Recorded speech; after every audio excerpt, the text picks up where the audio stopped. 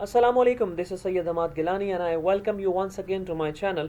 Today we are going to talk about one of the most important topics in English literature, that is postmodern literature and its characteristics. So in this video we will be going through what is postmodernism and what are its characteristics. So let's start. First of all, postmodern literature is a form of literature that emerged after the second half of the 20th century. अगर इसको मैं आसान words में कहूँ तो ऐसा होगा कि वो लिटरेचर जो कि सेकेंड वर्ल्ड वॉर के बाद सामने आया है, 1945 में सेकेंड वर्ल्ड वॉर ख़त्म हुई है, उसके बाद जो लिटरेचर सामने आता है उसको पोस्ट मॉडर्न लिटरेचर कहा जाता है। और ये जो है ये एक चीज़ पे ज़्यादा फोकस करता है, एम्फेसिस करता है, वो क्या है? वो सब्जेक्टिविटी है। सब्जेक्टिविटी का मतलब ये है कि हर इंसान अपने अप्रोच में ठीक है, कोई भी इंसान किसी को भी गलत नहीं कह सकता। Nobody can claim to be the perfect example of anything and nobody can claim that the other person is wrong and he is right. तो सब्जेक्टिविटी ये है कि हर इंसान को जो नज़रिया है कोई भी चीज़ देखने का, वो अपने नज़रिए में ठीक है। हर इंसान के लिए सच्चाई डिफरेंट है। यहाँ पे ये बात की गई है कि कोई ऑब्जेक्टिव रियलिटी नहीं है, कोई ऑब्जेक्टिविटी नहीं है, मतलब ऐसी कोई रियलिटी नहीं है जो पूरी दुनिया के लिए एक जैसी हो। यहाँ पर सबसे पहले ये बात की गई थी सब्जेक्टिविटी की कि हर इंसान जो है उसके लिए सच्चाई अलग है। अब एक इंसान जो ईस्ट में रहता है उसके लिए सच्चाई अलग है, दूसरा इंसान जो वेस्ट में रहता है उसके लिए वो सच्चाई अलग है।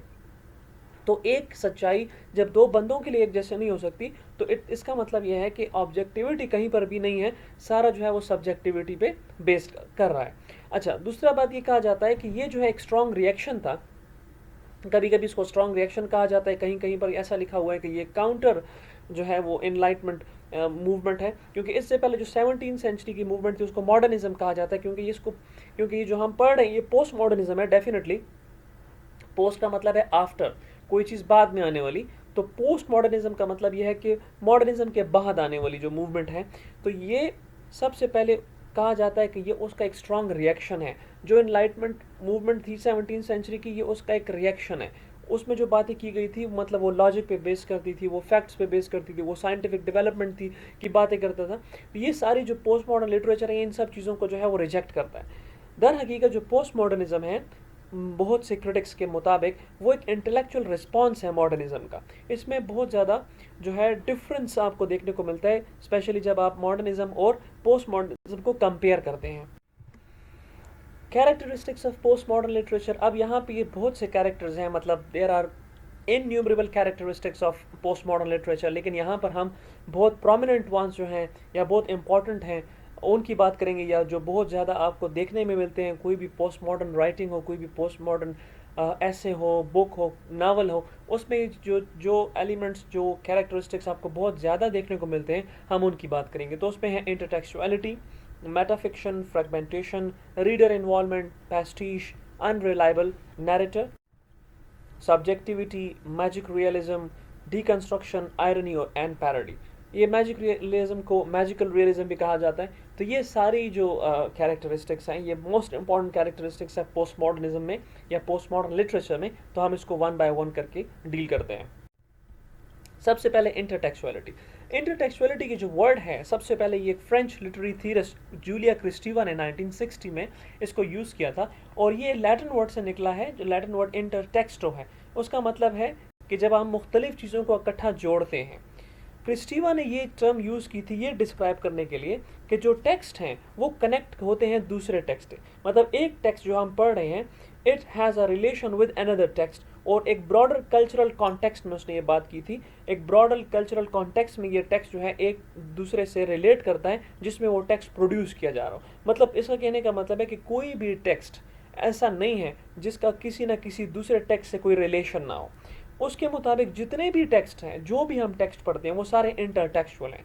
इसमें यह है कि ये उनकी जो शेप बनती है, या जो टेक्स्ट जो है वो जब आखिर में प्रोड्यूस होता है, तो वो जो है वो क्या होता है, वो मुख्तलिफ ऐसी जगहों से होकर आया होता है जहाँ से पहले भी उस टेक्स्ट को इस्तेमाल किया गया हो। मतलब कोई भी ऐसा टेक्स्ट हम अगर उठा के देख लें, तो there will not be even a single text which can claim to be the only example of itself. Definitely there will be a relation of that text with any other text, ये definitely होगा। तो ये intertextuality है। अब intertextuality की मुख्तलिफ forms हैं, मतलब बहुत से मुख्तलिफ तरीके हैं जैसे इंटरटेक्चुअलिटी यूज़ होती है। जैसे कि डायरेक्ट कोटेशन आ गई, एल्यूजन आ गई, पैरोडीज आ गई, अडॉप्टेशन आ गई। मिसाल के तौर पे for example if you are writing something and you quote some words of anyone, any notable person, like you say Thomas Edison said, और जो थॉमस एडिसन ने कहा है आप उसको इन्वर्टेड कॉमर्स में लिखते हैं, तो दिस इज डायरेक्ट कोटेशन और this is a very good example of intertextuality. इसी तरह एल्यूजन भी है, जब किसी चीज़ को हम हिस्टोरिकल डेवलपमेंट की तरफ हम रेफ़र करते हैं अपनी राइटिंग में, कोई चीज़ पैरोडीज़ हैं, एडॉप्टेशंस हैं। तो जब आप किसी भी टेक्स्ट की तरफ इशारा करते हैं या किसी भी टेक्स्ट को आप अब एक टेक्स्ट में देखते हैं कि एक राइटर ने कोई दूसरा टेक्स्ट जो है ना उसको उसमें ऐड किया हुआ है, इंक्लूड किया हुआ है, तो ये इंटरटेक्चुअलिटी कहलाता है। मिसाल के तौर पे फॉर एग्जांपल एक लिटरेरी वर्क है जो कि हो सकता है डायरेक्टली कोट करे या हो सकता है इनडायरेक्टली कोट करे, किसी दूसरे वर्क को रेफ़र कर सकता है, या ये उसकी थीम्स, कैरेक्टर्स और प्लॉट एलिमेंट्स को भी किसी दूसरे वर्क से कॉपी कर सकता है। फॉर एग्जाम्पल आप एक नावल पढ़ रहे हैं या आप एक प्ले पढ़ रहे हैं शेक्सपियर का, और उसके बाद आप कोई और प्ले पढ़ते हैं, तो आपको ऐसा लगता है कि इस प्ले की जो थीम है वो मैंने जो पहले वाला प्ले पढ़ा था उससे मैच कर रही है, या इसमें कोई ख़ास कैरेक्टर है जो इम्पोर्टेंट कैरेक्टर है, वो कैरेक्टर किसी पुराने पहले पढ़े हुए प्ले या नावल के कैरेक्टर से मैच कर रहा है, तो ये भी इंटरटेक्चुअलिटी की एग्जांपल है। यहाँ पे एग्जांपल आपको दी गई है, जॉस्टन गार्डर्स का वर्क है सोफीज वर्ल्ड, उसमें उसने इंटरटेक्चुअलिटी यूज़ की है, उसमें उसने डिफरेंट किस्म के रेफरेंस दिए हैं और डिफरेंट किस्म के उसने कोट कॉपी किए हैं, जैसे कि उसने प्लेटो को रेफ़र किया है, एरिस्टोटल को रेफ़र किया है, डिकार्ट को रेफ़र किया है, कांट को रेफ़र किया है। इसी तरह कोई राइटर जब मुख्तलिफ राइटर्स को रेफ़र करता है या उनके काम को या उनके टेक्स्ट को रेफ़र करता है या उनके टेक्स्ट को इंक्लूड करता है, तो फिर उसको उस वक्त जो है ना जो टेक्निक यूज़ कर रहा होता है, दैट इज़ कॉल्ड इंटरटेक्चुअलिटी। दूसरा है मेटाफिक्शन। अब जो मेटाफिक्शन के टर्म है, मेटा का मतलब है अबाउट, तो मेटाफिक्शन का फिक्शन का मतलब आपको पता है कि any sort of writing which is not based on real events. Fiction का मतलब एक अफसाना होता है। तो जो मेटाफिक्शन है इसका मतलब ये है कि फिक्शन अबाउट फिक्शन और फिक्शन विद इन फिक्शन। इसका ये मतलब है कि फॉर एग्जांपल अगर आप एक नावल पढ़ रहे हैं और उसके अंदर एक और नावल आ जाता है, या एक राइटिंग आप पढ़ रहे हैं और एक कहानी आप पढ़ रहे हैं और उस कहानी के बीच में एक और कहानी स्टार्ट हो जाती है, तो वो एक एग्जाम्पल होगी मेटा फिक्शन की, क्योंकि आप एक फिक्शन तो आप ऑलरेडी पढ़ रहे हैं और फिक्शन के अंदर एक और कहानी, कहीं एक और मतलब एक कैरेक्टर आ जाता है और वो अपनी कहानी शुरू कर देता है, और वो कहानी जो है वो उसमें कंप्लीट स्ट्रक्चर होता है एक कहानी का, उसमें प्लॉट भी है, उसमें अपने डिफरेंट कैरेक्टर्स हैं, तो वो एक ऐसा एग्जाम्पल होगी कि एक फिक्शन के अंदर एक फिक्शन है, तो दिस इज मेटा फिक्शन। ये जो टर्म मेटा फिक्शन है ये पहले जो कॉइन की थी किसने की थी, W.H. गैस ने कॉइन की थी 1970 में। उसने अपनी बुक लिखी थी fiction and the figures of life, उसमें सबसे पहले उसने जो है वो कॉइन की थी। अब मेटा फिक्शन एक ख़ास किस्म की फिक्शन की टाइप है जिसमें जो अटेंशन है रीडर की वो इस हकीकत की तरफ ड्रॉ की जाती है कि आप जो है जो पढ़ रहे हैं वो असल में हकीकत नहीं है, वो अफसाना है। मतलब for example if you are reading a book which is already a fiction and you come across another fiction within that work, तो वहाँ पे आपको अंदाज़ा हो जाता है कि आप एक हकीकत जो है वो नहीं पढ़ रहे, मतलब you are not in a real world, you are in such a world which is not real, और वो आपको खुद पता चल जाता है वहाँ से कि जो आप पढ़ रहे हैं वो फिक्शन है, वो वर्क जो है वो एक अफसाना है, एक ख्याली दुनिया है। मेटाफिक्शनल वर्क्स जो होते हैं वो सेल्फ रिफ्लेक्सिव होते हैं और सेल्फ कॉन्शियस होते हैं। सेल्फ रिफ्लेक्सिव का ये मतलब है कि जब राइटर्स जो हैं या जो कैरेक्टर्स हैं वो खुद कमेंट करते हैं कि जो कोई भी जो आप फिक्शन पढ़ रहे हैं या कोई भी राइटिंग आप पढ़ रहे हैं, वो खुद कमेंट्स के ज़रिए बताते हैं कि you are dealing with something fictional. जो सेल्फ कॉन्शियस है उसमें जो कैरेक्टर्स हैं वो अवेयर होते हैं अपने ओन फिक्शनल नेचर के। वो जो कैरेक्टर्स हैं उनको खुद पता होता है कि ये एक फिक्शनल सी चीज़ है, ये हकीकत नहीं है। तो कैरेक्टर भी खुद ऐसे हिंट्स देते हैं कि जिससे रीडर को ये पता चल जाता है कि जो रीडर है वो जो कुछ पढ़ रहा है वो असल में हकीकत नहीं है। मिसाल के तौर पर उसी तरह गार्डर्स का जो सोफीस वर्ल्ड है ये एक एग्जांपल है मेटा फिक्शन का, क्योंकि इसके अंदर एक फिक्शन है, उसके अंदर भी एक फिक्शन है, और जितने भी कैरेक्टर्स हैं वो सारे सेल्फ कॉन्शियस है अबाउट देयर फिक्शन स्टेटस। जैसे कि एग्जांपल यहाँ पे दी गई है उसी बुक से कि now we know that we are living our lives in a book which Hild's father, Hild's एक कैरेक्टर है, will send home to Hild as a birthday present। तो यहाँ पे देखिए we are living our lives in a book which Hild's father will send home, तो it means it is a fiction within a fiction। और जितने भी characters हैं वो सब अवेयर हैं कि वो एक फिक्शनल वर्ल्ड में है, वो एक फिक्शनल नेचर वाले हैं। फ्रेगमेंटेशन ये आपको काफ़ी ज़्यादा नज़र आती है पोस्ट मॉडर्न राइटिंग में। फ्रेगमेंटेशन एक बहुत ही कॉमन फीचर है पोस्ट मॉडर्न लिटरेचर का। फ्रेगमेंटेशन का जो लिटरल मीनिंग है उसका ये मतलब है कि कोई भी चीज़ ऑर्डर में ना हो। कोई भी चीज़ जो ऑर्डर में नहीं होती वो उसको हम फ्रेगमेंटेड कहते हैं, जैसे फ्रेगमेंटेड, डिसऑर्गेनाइज्ड, डिसओरिएंटेड। तो ये उस नॉन लीनियर नैरेटिव स्ट्रक्चर की तरफ रेफर करता है जो कि फ्रेगमेंटेड होता है, जिसमें लैंग्वेज टूटी फूटी होती है, जिसमें थीम की समझ नहीं आ रही होती है। For example, if you are going through a piece of poetry और एक स्टैंजा में एक बात हो रही है, जब आप दूसरे स्टैंजा में जाते हैं, जंप करते हैं, तो वहाँ पे कम्प्लीटली ऑल टुगेदर दूसरी थीम आ जाती है। जब आप तीसरे स्टैंजा में जाते हैं, वहाँ पे कम्प्लीटली एक तीसरी थीम आ जाती है, और उसमें जो थीम्स हैं वो ही आपको समझ नहीं आ रही होती कि कोई एक थीम लेके नहीं चल रही, वो डिफरेंट थीम जो है ना आपस में मिंगल हो रही होती हैं, और वो जो थॉट्स हैं वो आप एक थॉट को दूसरे थॉट से कनेक्ट नहीं कर पा रहे होते, बिकॉज वहाँ पे फ्रेगमेंटेशन होती है। यहाँ पे एग्जांपल दी हुई है, लिन हिजेनियन के पोम है।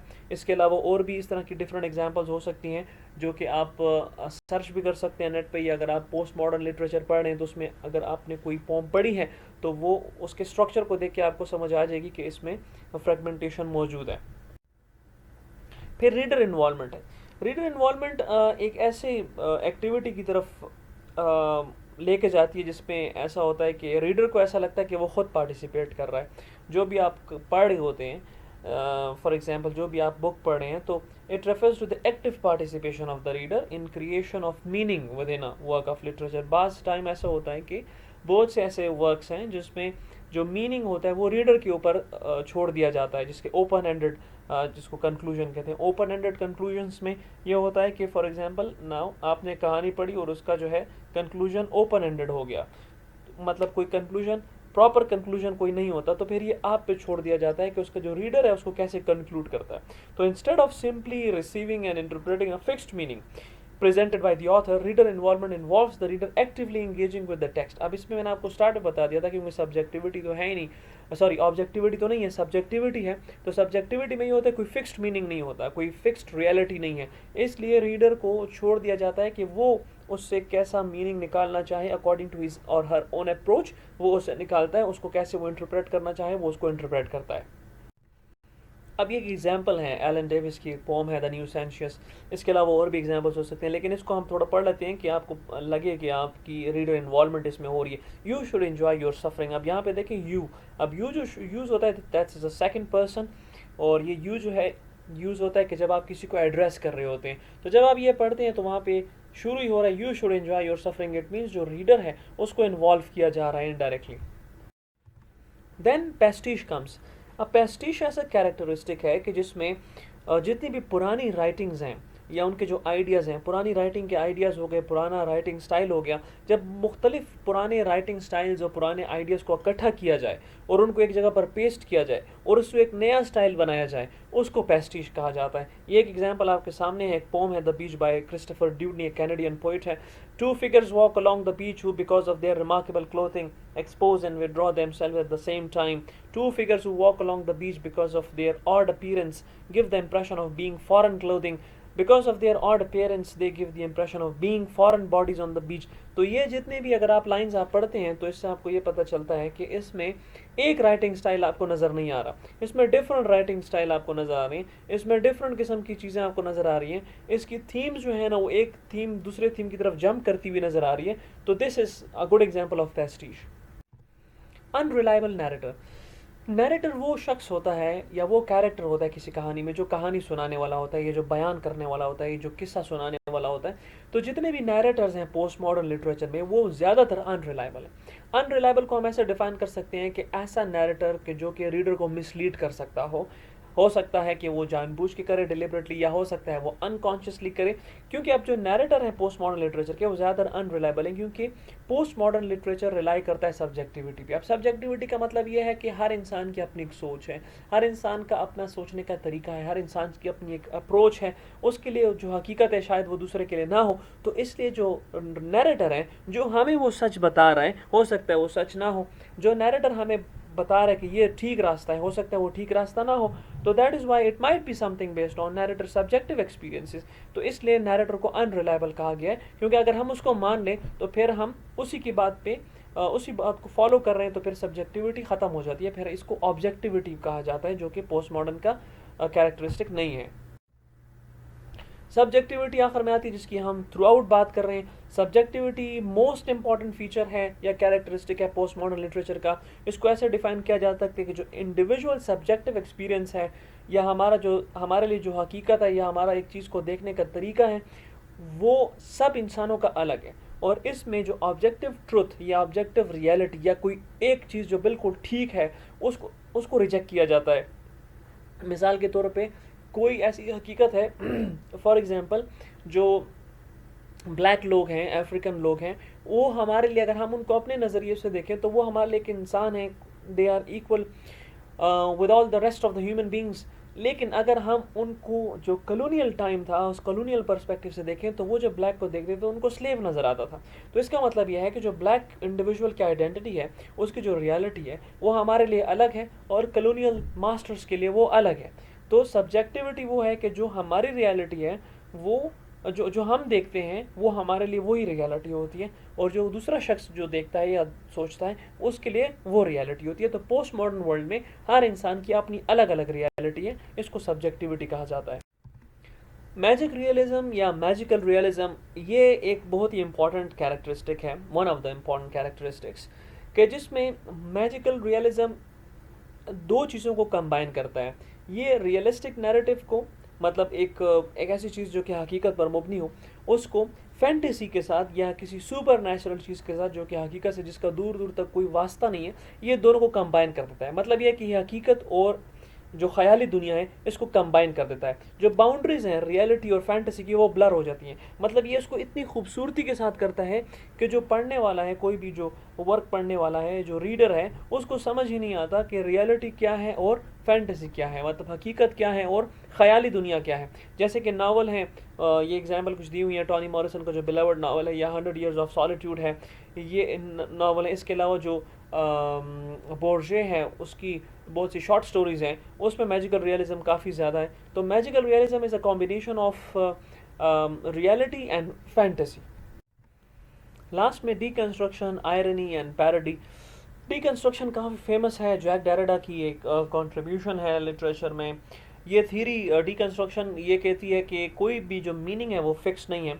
जब आप किसी भी वर्क को डीकंस्ट्रक्ट करते हैं, डीकंस्ट्रक्शन की थीरी उस पर अप्लाई करते हैं, तो उसके नीचे एक मल्टी लेयर्ड मीनिंग्स निकलते हैं। इसमें कोई सिंगल मीनिंग नहीं है, कोई सिंगल रियलिटी नहीं है, कोई सिंगल ट्रुथ नहीं है। इसलिए कोई भी काम, कोई भी टेक्स्ट, कोई भी वर्क जो है वो फिक्स्ड नहीं है। डीकंस्ट्रक्शन इसको कहा जाता है। इसके अलावा आयरनी जो है इसमें डिफरेंट काइंड्स हैं। ड्रामेटिक आयरनी है इसमें। आयरनी वो होती है कि when we expect something in the opposite occurs, उसको आयरनी कहा जाता है। पैरोडी ये है कि जब हम किसी के काम को इमिटेट करते हैं, जब कोई काम, कोई थीम, कोई और राइटिंग स्टाइल इमिटेट की जाए, कॉपी की जाए और उसको दोबारा से जो है ना वो प्रोड्यूस किया जाए, उसको पैरोडी कहते हैं। तो ये जो आयरनी और पैरोडी है ये भी बहुत नोटेबल कैरेक्टरिस्टिक्स हैं पोस्ट मॉडर्न लिटरेचर के।